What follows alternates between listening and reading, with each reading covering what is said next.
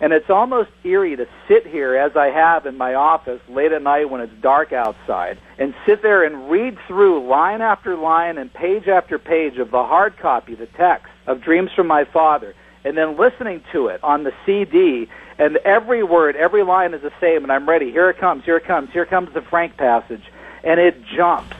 It flips right over it. And then you go on and on again. It's not like Frank Marshall Davis is just mentioned a few times on like 2 or 3 pages in the memoir. He's mentioned throughout every section. Professor, let me ask you this. If we had a Republican white politician right. who had as a mentor a Klansman, right, and who they called, let's say, Zeke, and then they have the audio version and Zeke's name is removed, do you think the Praetorian Guard media would be so passive? No, if Mitt Romney or John McCain had even one person, one such shady person from the right in their back, in fact, not even a KKK member, like a John Birch Society member, that would be used to completely torpedo his candidacy. It would be over. And the idea that the candidate's audio version of his best-selling memoirs, which sold a gazillion copies, which every liberal in the world has read, that in the audio version of the book, he would be completely purged. It would be on the front page of the New York Times. It wouldn't be left to some professor at a small college to sit there and figure that out and then have his friends listen to it and say, are you hearing what I'm hearing? I'm hearing nothing here. Do I have this right? This somewhat reminds me of what's going on today with this Professor Gruber. It took a fellow who lost his job outside of Philadelphia, digging into audio tape archives on websites. It's not as if they're hiding in, some safe or vault somewhere, and finding out that the main architect of Obamacare, the main way in which they were selling it was through deceit and dissembling and covering up and all these other things. So in other words, the media really do protect this man. Oh, yeah, totally. And remember, too, Sarah Palin's memoirs. When they came out, I think it was the AP or one of the news organizations put a team of like a dozen people just to fact check and, well, not fact check, try to find any possible error anywhere. And none of them have ever done this for any of Obama's writings. We were saying before the break, we have here arguably, well, not arguably, we do, our first red diaper baby president. He's the product of radicals, Reds, people who thought that way, raised him that way, who thought that way.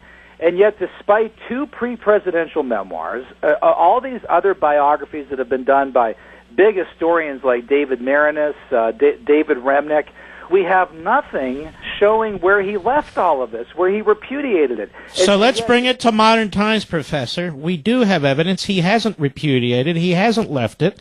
He's doing more damage to our constitutional construct than any president. He's doing more damage to our economic system than any president. He is now changing the very nature of citizenship in this country. He's doing all those things as a man who seeks to fundamentally transform a society, isn't he? Well, yeah, he is, and that's very much right there in keeping with Frank Marshall Davis. And in fact, the very first article that Frank Marshall Davis wrote for the Chicago Star, and again, he's the founding editor-in-chief, he's the managing editor, he's the main columnist, and he writes this piece. Amazingly, the Chicago Star came out on July 4th, 1948, and Davis wrote this article called Those Radicals of 76, and he's portraying himself in that piece as this natural inheritor of the founding fathers, of the Constitution makers. And he had this line which haunted me when I read it. If history teaches us anything, it teaches us that any fundamental change advancing society is spearheaded by strong radicals. So you had in Davis this man who talked about fundamental change, who used the word transformation, who used the word forward over and over and over again, and who invoked the founders when he did that. I found other columns where he would say, that is unconstitutional. He would just clearly say flat out, that is unconstitutional, and that's an exact quote. And all of this stuff, all of this mentality, I see very much alive today in Barack Obama. Well, I wanted the audience, you're such a great guest, to remember exactly who Obama is, his indoctrination, and Alinsky. Alinsky played a prominent role in his life in terms of his readings and followings of Alinsky, did they not? They did, and really, when it comes to Alinsky, and Hillary Clinton in particular, I mean, Alinsky was very influential in her case. You know, she did her Wellesley thesis on Saul Alinsky. She wrote to Alinsky. But yeah, sticking with the current man and the current issue, yes, Saul Alinsky as well. So this man is a product of radicals. And when we've had presidents in the past, and think of the case of Ronald Reagan, you know, for you and I is probably our favorite president.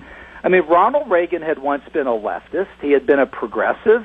He had been, as he called himself, a hemophiliac liberal who joined every communist front group in Hollywood, not even realizing they were communist front groups. But you have from Reagan this long trail of clear repudiation, of evolution, of where he left those beliefs, and where anyone who's ever studied or written about Reagan can tell you about how he changed. With Obama, we have none of that. We have none of that whatsoever. And it's very disturbing, and I think it shows in the way he governs, in particular in what he did last night with this immigration stuff. Do you think the Republican leadership in Congress and the Republicans who run the bureaucracy and the apparatus of the Republican Party have any true, serious understanding of who they're dealing with? Because I don't. Yeah, no, I think they probably don't. And they probably find it hard to believe, especially being in Washington, being in the Beltway, reading the Washington Post every day, reading the New York Times every day, where any sort of suggestion of Obama's radicalism is framed as kind of right-wing crazy stuff. No one really believes that. He's just another Democrat. No, I don't think they really truly get what they're dealing with here. And I mean, look, this was a guy who campaigned 2007, 2008 on fundamental transformation. And the crowd would roar its approval, almost blind, almost. And yet now, when we have a midterm election that repudiates him and his policies, he rejects it because he claims not enough people voted. And, of course, he's a lame duck, and he claims he was elected. Yeah, you're elected president. You still have to operate within the constitutional bounds set forth by the presidency. But there's certain elections he respects, like his own. Right. And certain elections he rejects, like those of his opponents. But this is typical, isn't it, of this mindset? Oh, it is. And I mean, he's a lame duck president who now has both chambers of Congress against him. But you could do, with the power of the presidency, you can do a lot. The presidency is a bully pulpit. You have executive orders, and this guy in particular has executive orders. He really likes to wield them.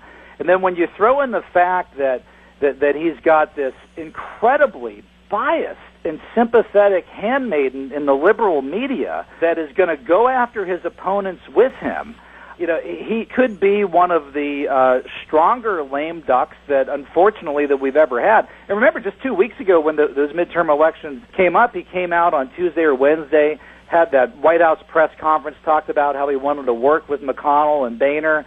And that's just been thrown completely to the wind and blown up in the matter of just a couple of weeks when we're already seeing his true face with immigration. All right, Professor. We've been talking to Paul Kengore, Professor, Grove City College. The book is The Communist, Frank Marshall Davis, The Untold Story of Barack Obama. You've given us further layers of substance and insight into a mind that does not function as many of us wish it would. Well, that's right.